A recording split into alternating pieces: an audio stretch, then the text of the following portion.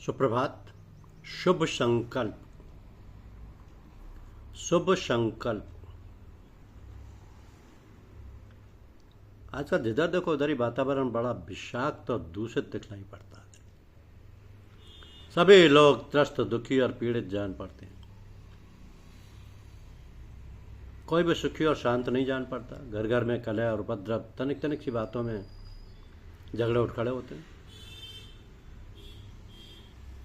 और यहाँ तक समस्या बढ़ जाती है कि एक दूसरे का मुंह भी नहीं देखना चाहते। कोई भी पारस्परिक समझौता करने को तैयार नहीं होता। अजीब तरह का वातावरण बन जाता है जो संभाले नहीं समझता। भगवान के नाम से तो लोग चिढ़ते हैं और कहते हैं कि पूजा पाठ करके क्या करें,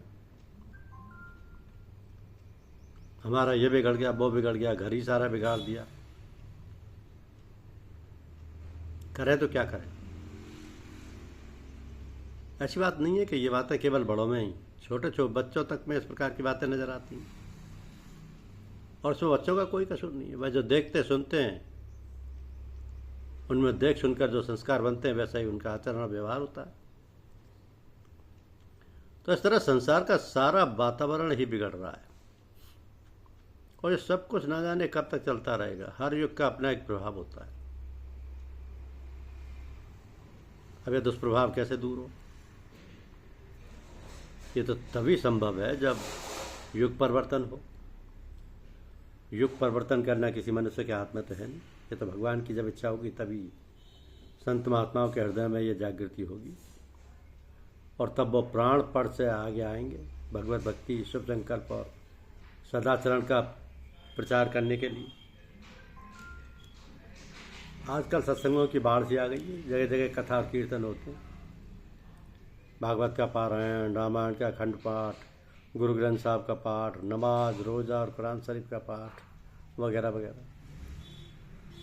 अब ये सब काम बड़े जोर शोर से देखे सुने जाते हैं, मगर जब ध्यानपूर्वक देखा जाता है तब उनका असर और प्रभाव बहुत कम नजर आता है। आखिर ऐसा क्यों है? इस पर विचार करें। जो बात सुनी जाती है उस पर विचार किया जाए और फिर उस पर अमल हो, तब उसका असर होगा। किंतु इधर उधर दूसरे कान से निकाल लिया, इधर सुना और दूसरे कान से निकाल दिया, तब इसका प्रभाव कैसे हो सकेगा? लड़कों बच्चों पर हल्की फुल्की बातों का प्रभाव जल्दी पड़ता है और वह बातें हंसी खेल में, नाटक तमाशे के रूप में दिखाई जाती हैं तो जो उनके बाल दिमाग में जल्दी असर कर जाती हैं और वही बातें वही अपनी बोलचाल और खेलकूद में आपस में खूब प्रयोग करते हैं। ये सब दृश्य वीडियो टेलीविजन में खूब देखने सुनने को मिलते हैं, जिनका प्रभाव बच्चों पर बहुत ज़्यादा खराब पड़ता है। यही कारण है कि आजकल इतने सत्संग, यज्ञ और भगवत रामायण के पाठ होते हुए भी उनका असर नहीं के बराबर है। तो यदि नैतिक शिक्षा और आचार विचार शुद्ध करने वाली बातों का प्रचार किया जाए तो बहुत अधिक फायदा हो सकता है। इस प्रकार शासन और समाज के लोगों को ध्यान नहीं के बराबर है इस तरफ। तो घर के प्राणियों को इस ओर ध्यान देकर अपने बच्चों को इस प्रदूषण से बचाना चाहिए। धन्यवाद।